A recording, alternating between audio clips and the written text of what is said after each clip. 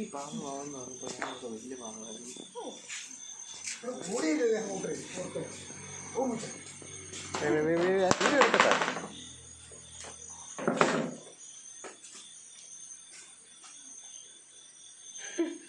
She killed it.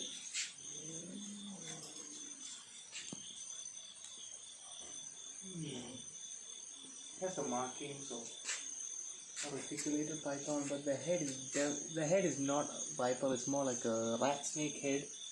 Because a viper's head, it have two lumps on the side. If you're calling it a viper because it's venomous, you might just be a venomous calling it. ചത്തത്തില്ലേ?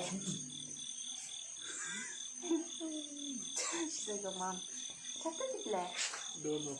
She's been catching and eating so many things lately. Yeah, that's good. Chappu is just the things are moving the nerves. No, most right? snakes can still bite like the nerves even because after of the that. nerves. I But mean, is this one venomous? I don't know because I don't know the variety, but it's not a viper like Papa says. It's not a viper like Papa says. What is shushing? It could be venomous, but it's not a viper.